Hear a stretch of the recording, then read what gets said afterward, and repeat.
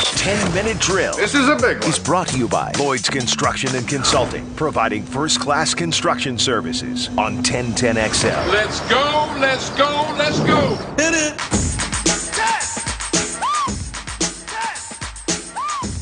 All right, we're back on a Custom Tree Surgeons Thursday. No job too big or too small for Custom Tree Surgeons.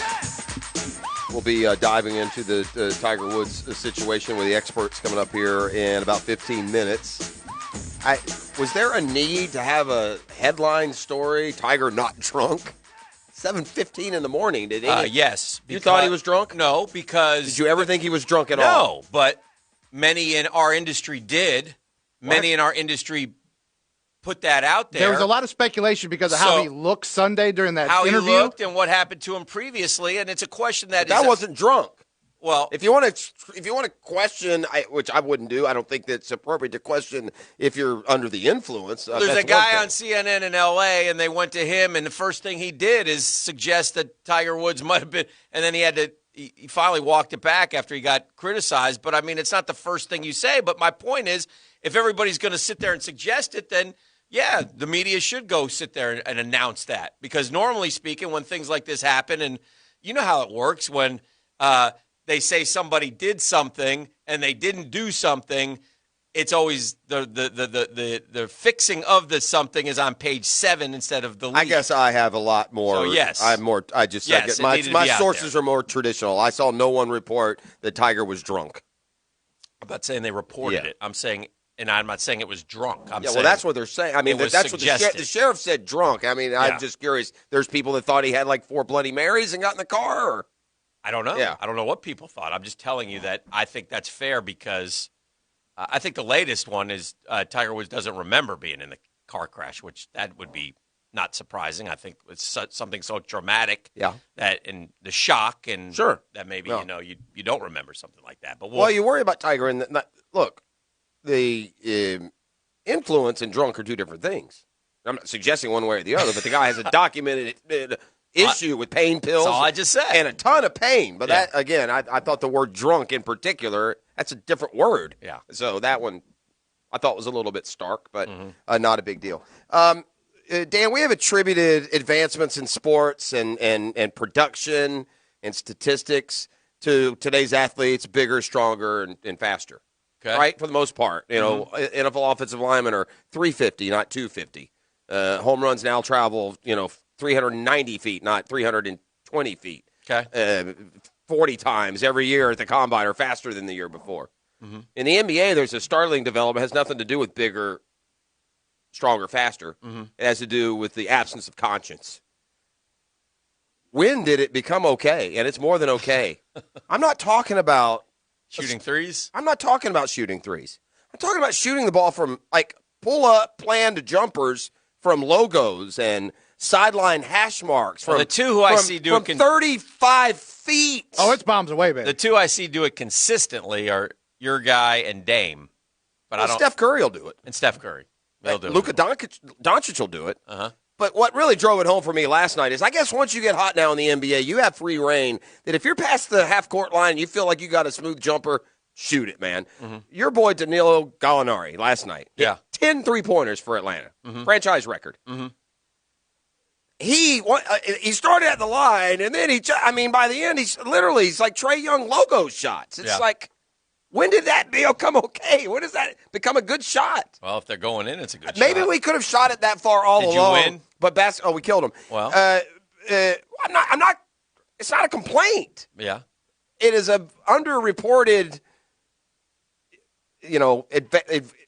Evolving. Yeah. Of the sport. You get screamed at and benched for taking shots like that 10 years ago. No. Good shot. But I wonder what, and somebody at some point will do the deep dive analytics. I'd be interested in seeing what the average distance of a made 3-pointer is now versus 20 years ago. I bet it's a 2-foot difference. That's a big difference. Yeah. When you're shooting it already from, 23 feet.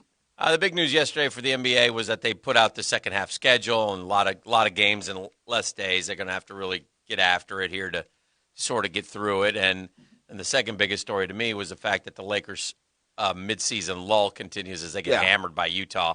They've now lost 4 in a row. They've fallen down to the 3 seed. Insignificant. And, yeah, as long as they're – for now. Yeah.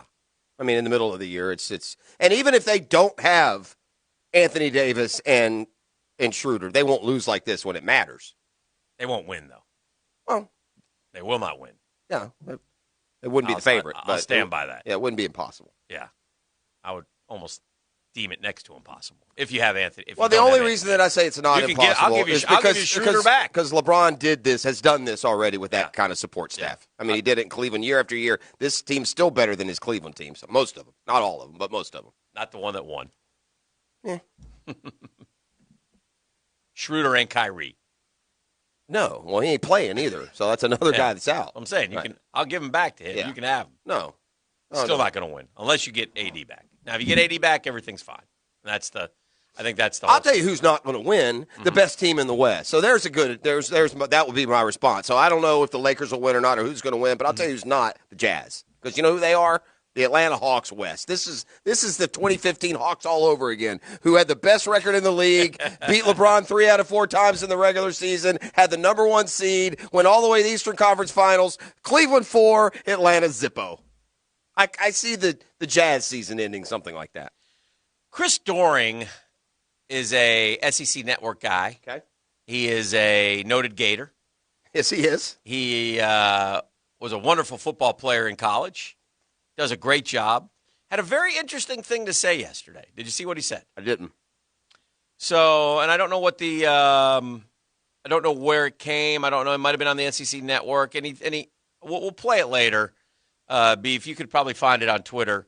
But he said he made a point that he was arguing for the greatest player to ever play football at the University of Florida. He said there's no doubt in his mind that this guy was the greatest player ever to play football at the University of Florida. And it's not Timmy, and it's not Danny, and it's not the old ball coach. It's Taven Bryan. No. It's Taven Bryan. If he wants to, he can. There's 2 guys that he could. There are 2 arguable guys. Uh-huh. One of those would not. Emmett doesn't fall in that category. You can't say it's Emmett. Why? Is that who he's saying? No. Because there's those that would tell you that already. Okay. So it has to be. It wasn't Emmett. Yeah, for it to be any kind of controversial statement. Mm-hmm. Now, there's 2 things here. One is your gut tells you that Doring's going to be talking about somebody that he played with because that's how it works. Right. But the only answer to this question, in my mind, is Percy Harvin.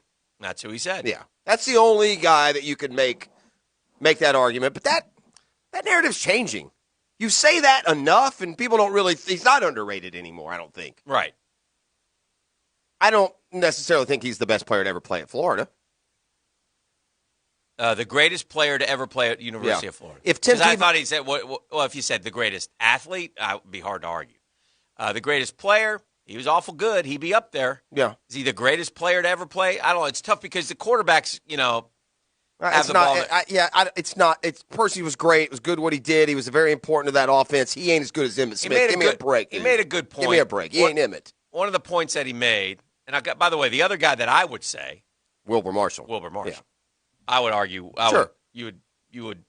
Now he was in my wheelhouse because I watched him. So. And it's harder to give that nod to a defensive player. It is. I don't know. There are many schools there where you ask them their best player all time, and you're going to come up with a defender. If you're a young Gator fan and you ever have an opportunity to go watch an old Gator game, one to watch would be Florida USC in Gainesville. Yeah. And which is basically referred to as the Wilbur Marshall game, where he played outside linebacker and would all over the field. USC had this famous play called Student Body Right. Yeah. And Wilbur would be on the left. Basically a toss sweep. And Wilbur would run down the ball carrier before he got to the line of scrimmage. It was incredible, just an incredible performance. And he had a lot of those in the NFL. Wilbur's on the wall, isn't he? Yeah. He's not in the Hall of Fame, though, is he? The Pro Football Hall of Fame. No, I don't think so. Man, I'm pretty sure, wasn't he the Defensive Player of the Year for the Bears the year they won the Super Bowl? The NFL Defensive Player of the Year? He may have been. Maybe one of those. It may have been like Hampton or McMichael, one of those guys. But anyway. Hampton and McMichael both in the Hall. And I've told you this, the 2 best defensive seasons I've ever seen were Wilbur Marshall and a guy named Reggie Nelson, who also was a tremendous. Sure. Now, I don't think he's the greatest to ever play. I think what Doering said, and I listened to it, and one of the things that he said I don't know if that's a hot take, man. I mean, we all know that Percy's great. Yeah. Right? At this point. The greatest? He's not the greatest. It's a wrong take. Well, it's a hot take. Well, here's why, though. Because I believe, and this could be wrong. Yeah.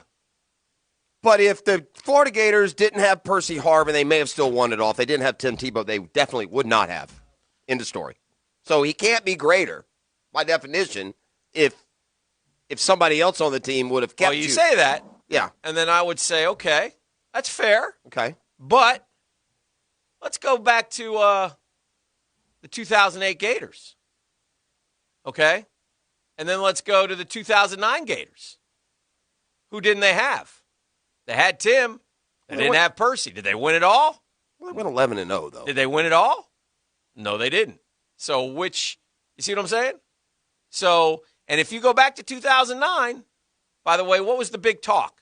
Because in 2009. Didn't Percy Harvin skip the 08/9 SEC championship game? Wasn't he knocked out of that game? And then he played at the Oklahoma on one game. leg against Oklahoma. But he did not. Did he not play in that SEC championship game?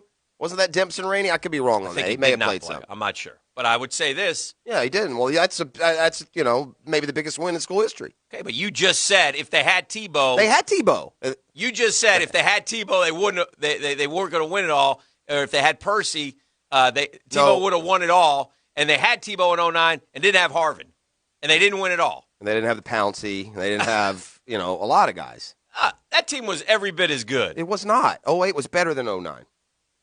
It had Percy Harvin. There your right. Exact argument. Right. So, yeah, it didn't have Marquise What Pouncey. was the story in 09? The story was what's wrong with the offense. Week 3, they beat Tennessee 23-13. They beat LSU 13-3. They hung on and beat Arkansas 23-20. They weren't scoring like they did. They beat South Carolina 24-14. It was not. We blame the Dazzler, if you remember. They didn't have Mullen. We blame the Dazzler, remember? Because the Dazzler took over as OC, and everybody was like, what is wrong with this offense? Percy Harvin, we've talked about this. Percy Harvin should be on the wall. I don't know what exactly you have to do. I know you got to be this designation or this draft pick or this. So I don't know if he's hit all of those markers. Maybe he has, maybe he hasn't. Yeah. Seems like he would have. Yeah. And I think he's a top 5 to 10 all-time player. Yeah. But, he played at the same time with a guy who was winning the Heisman, setting records, doing things that had never been done in college football. Mm-hmm. That to me, that advantage Tebow. Well, I think Percy Harvin could have done things, but because they used him in so many different ways. Yeah. The bottom line, the truth is, if you don't have a bunch of good players, you're not winning at all. There's no question. Like, would you put Fred Taylor equivalent with Danny Werfel? No. Is Fred Taylor better than Danny Werfel? You bet he is. He went to the NFL and ran for 13,000 yards. Yeah. Got to have it all, probably. Got to give him the ball. Steve didn't give him the ball. He finally did his senior year, about the last 6 games. FSU Figured out Fred's pretty good. Yeah, go and play Fred. If he'd given him the ball against Georgia, we would have won. It seems that way. All right, let's. That's the 10-minute drill. Beef, tell them what they won. Oh!